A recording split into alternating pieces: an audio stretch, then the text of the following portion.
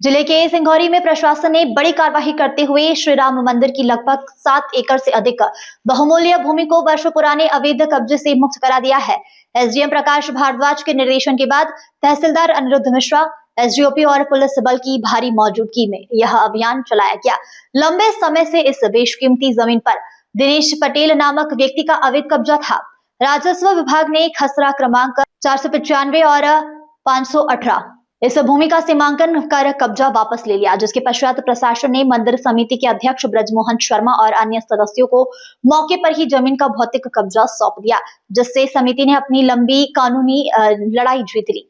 प्रशासनिक टीम ने कार्रवाई के दौरान संवेदनशीलता दिखाते हुए वर्तमान में खेत में लगी टमाटर की फसल को सुरक्षित हटाने के लिए कब्जेधारी को 15 दिन का समय दिया है। तहसीलदार अनिरुद्ध मिश्रा ने स्पष्ट किया है कि यह पूरी कार्रवाई न्यायालय के आदेश अनुसार और मंदिर समिति द्वारा दिए गए आवेदन पर विधित प्रक्रिया पूर्ण करने के बाद की गई है। इस दौरान कानून व्यवस्था बनाए रखने के लिए थाना प्रभारी और राजस्व अमला मुस्तैद रहा। मंदिर समिति ने इस त्वरित कार्रवाई पर गहरा संतोष व्यक्त करते हुए इसे न्याय की जीत बताया है कि किसी व्यक्ति ने हमारे राम मंदिर की ट्रस्ट की ज़मीन है सिंघौरी में, उसमें अनाधिकृत कब्जा कर लिया है और उसका खसरा नंबर 518 है और 495 और उसका टोटल रकबा करीब 2 हेक्टेयर 69 आरे के आसपास है और एक ज़मीन है जो करीब आधा एकड़ है 19 आरे है। उस ज़मीन के लिए हमने तहसीलदार महोदय के कार्यालय में एक एप्लीकेशन दिया था कि उस व्यक्ति का उस ज़मीन को आइडेंटिफाई किया जाए और उसका पंचनामा बना और उसमें अनाधिकृत कब्जा पाया गया दिलीप पटेल का, जिसके आधार पर हम उस पर कब्ज़ा लेने के लिए आज उपस्थित हैं और राजस्व महकमा है, पुलिस प्रशासन हमारे साथ है और इस तरीके से हमने उस ज़मीन को आइडेंटिफाई किया है पटवारियों के माध्यम से और उसको डिमार्केट किया है कि कहाँ से कहाँ तक उस ज़मीन का सरहद जाता है और ये करीब खिलौरा रोड के सरहद से लगी हुई ज़मीन है जहाँ पर रोड बना दिया गया है, फसल उगा ली गई है।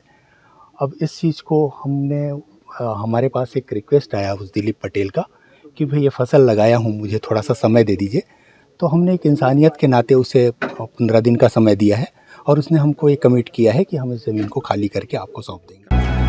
अब आप भी बन सकते हैं सिटीजन जर्नलिस्ट, लड़ सकते हैं अपने हक की लड़ाई। अपने हक की लड़ाई में चाणक्य न्यूज इंडिया है आपके साथ। आज ही प्ले स्टोर से डाउनलोड करें Chanakya news India mobile app. उसके बाद मेरा पोस्ट पर जाकर अपडेट करें फोटो के साथ। हम बनेंगे आपकी आवाज, देश का तेजी से बढ़ता नेटवर्क, सच दिखाते हैं हम। जय हिंद।